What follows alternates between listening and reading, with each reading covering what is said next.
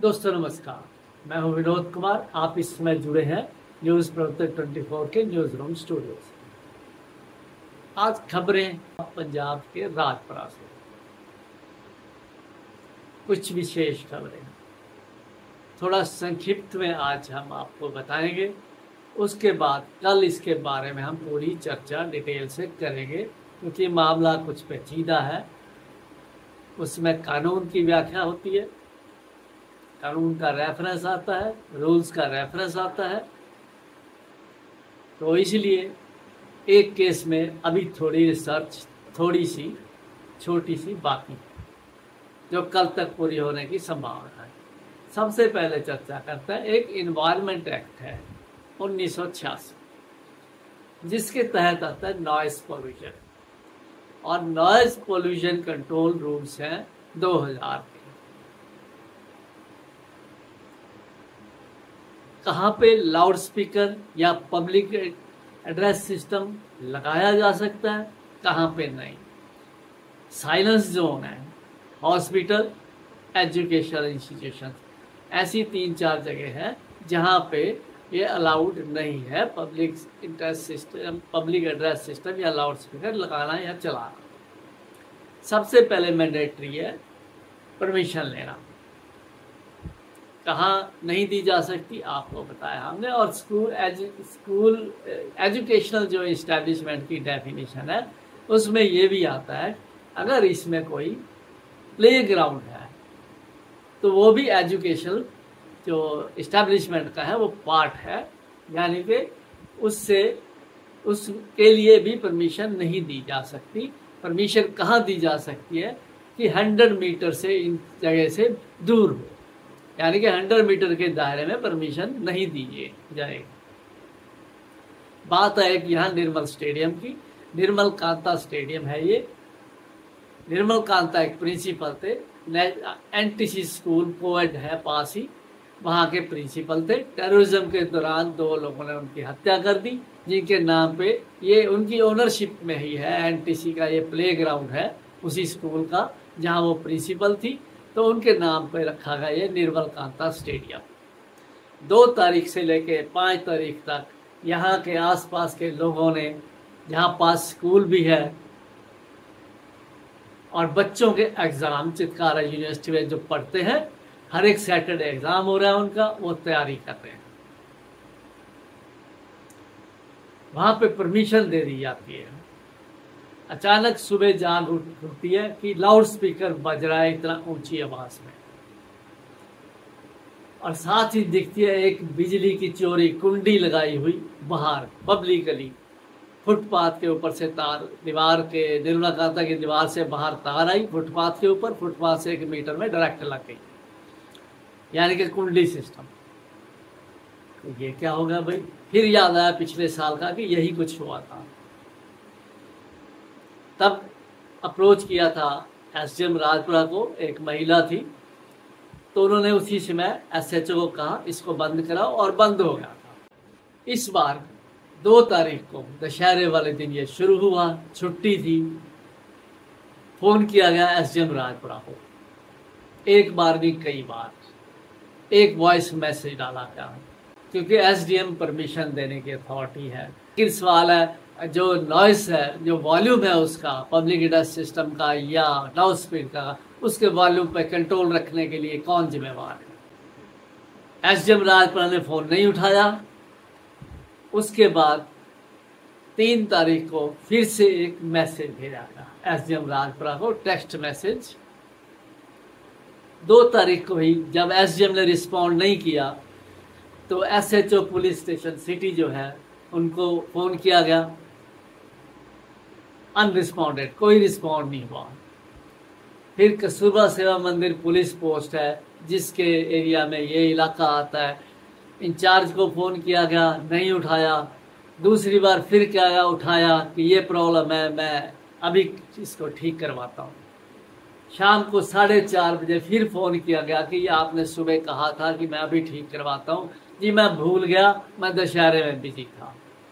Public convenience की ये ज़रूरत नहीं है, इनको इनका ध्यान नहीं है। लेकिन वहां दशहरे पे नेताओं ने आना, वहां चापलूसी करने के लिए वहां पहुंच गए। ये चलता रहा। 3 तारीख को फिर चलता रहा। 3 तारीख को एसडीओ पीएसपीसीएल, जिसकी वजह से कुंडी लगी थी, उनको फोन किया गया कि ये कुंडी लगी है। बड़े रिलेक्टेंस के बाद, बहस के बाद एसडीओ माना कि मैं अभी व्यक्ति भेजता हूं। ये इंसिस्ट करता रहा एसडीओ पीएसपीसीएल कि कुंडी लग ही नहीं सकती, वहां तो अंदर मीटर लगा है। अब उस प्रीमाइसेस का देखिए, वो प्रीमाइसेस की ओनरशिप आपको बताया कि है एनटीसी स्कूल राजपुरा के पास। उनको फोन किया गया तो प्रिंसिपल छुट्टी पे, वाइस प्रिंसिपल ने कहा कि मुझे तो इसके बारे में कोई जानकारी है ही नहीं। हमने पूछा किसने परमिशन दिया है, कॉपी दीजिए हमें। हमारे पास तो कोई जानकारी है ही नहीं। ये बात 3 तारीख की है। जिसकी जगह है उसको पता नहीं, मीटर किसने लगवाया, जानकारी देगी कि हमें पता नहीं कुछ भी। ये कांग्रेस रिजाइम के टाइम से, यानी कि पिछली सरकार के टाइम से ये कौन इसको यूज कर रहा है। प्रिंसिपल कहती मुझे इसके बारे में पता नहीं। प्रिंसिपल कहती मुझे ये नहीं पता कि ऐसी कोई प्रॉपर्टी स्कूल के नाम है। प्रिंसिपल कहती है मुझे ये नहीं पता कि इसके ताले की चाबी रात के समय, शाम के बाद जब ताला लगता है, किसके पास होती है।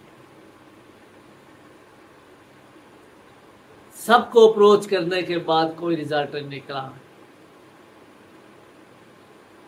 5 तारीख को फिर हमने कस्तूरबा सेवा मंदिर के इंचार्ज को फोन किया कि आपको 2 तारीख से रिक्वेस्ट की गई थी, आज 5 हो गई, अब आपको जाने की जरूरत नहीं, आज मैच खत्म हो जाएगा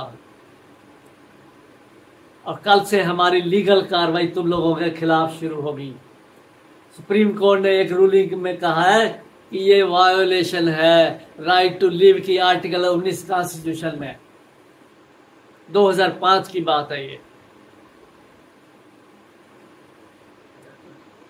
और ये हमारा फंडामेंटल राइट है, जिसको तुम कानून को भी, फंडामेंटल राइट्स को भी पब्लिक के कुचल रहे हो, शोषण कर रहे हो आम आदमी का। तुम लोग किस तरीके से 4 लोग यहाँ लोकेलिटी के चारों तरफ, लोकेलिटी है, रेजिडेंशियल भी, कमर्शियल भी, बैठे रहे। ये बच्चों के एग्जाम थे, कैसे उन्होंने तैयारी की। तुम लोग चापलूस, जमीन से गिरे हुए अफसर लोग हो, सब बिल्कुल पब्लिक के बारे में इनकंसिडरेट हो। तो दोस्तों, जैसा कि आपको कहा, कार्रवाई हम कल से बिल्कुल शुरू करेंगे, जब तक कि कोई ये कंक्लूडिंग उस तक नतीजे तक नहीं पहुंचता। तो दोस्तों, ये तो सिर्फ एक पार्ट था जो जनरल, लेकिन कानून इसके बारे में बहुत कुछ कहता है। तो कल इसके बारे में पूरे विस्तार से हम लोग चर्चा करेंगे कि इन्वायरमेंट एक्ट में जो नॉइस पोल्यूशन रूल्स हैं 2000 के, वो क्या है। तो इसके बारे में चर्चा करेंगे। कल बढ़ते हैं अगला मुद्दा। बिहार से यहाँ रह रहे मजदूर लोग 4, हस्बैंड यानी कि पति जिसकी उम्र 68 साल बताई जाती है, पत्नी जिसकी उम्र 30 साल बताई जाती है, पत्नी का एक सगा भाई जिसकी उम्र 19 साल बताई जाती है, एक उनका बेटा जिसकी उम्र 12 साल बताई गई। एक कमरा है, अंदर ही रसोई है, अंदर ही सब कुछ रहता है, साइकिल जिस पे जाते होंगे अंदर ही सब, एक ही कमरा है कोई। तो अचानक सुबह पता चलता है कि 4 वो प्रवासी कमरे के अंदर जल के मर गए।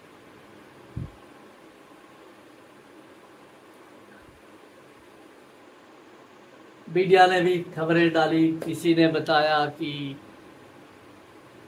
शॉर्ट सर्किट है, किसी ने कहा भी, मतलब कहीं कंक्लूड नहीं किया, नतीजा नहीं दिया, ये भी हो सकता है, वो भी हो सकता है। सुर्खियां भी बटोरी उन्होंने, टीआरपी हासिल की होगी, लेकिन हमने उससे अगले दिन अपनी सर्च शुरू की। आपको रिकॉर्डेड वीडियो में कल हम सब दिखाएंगे कि उस लेडी जो 30 साल की बताई जाती है पत्नी, उसका एक और भाई, उसकी रिकॉर्डेड स्टेटमेंट, एसएचओ यहाँ जो इंस्पेक्टर हैं या एसएचओ हैं, इंचार्ज हैं केएसएम पुलिस पोस्ट के, उनकी प्रेस ब्रीफिंग, और क्या क्या परतें खुली इसमें कल हम आपके साथ शेयर करेंगे, जिससे आपको लगेगा कि कहीं ना कहीं साजिश की बू आती है। हमने 10 साल के एक्सपीरियंस वाले इलेक्ट्रिशियन से बात की, शॉर्ट सर्किट के बारे में जाना।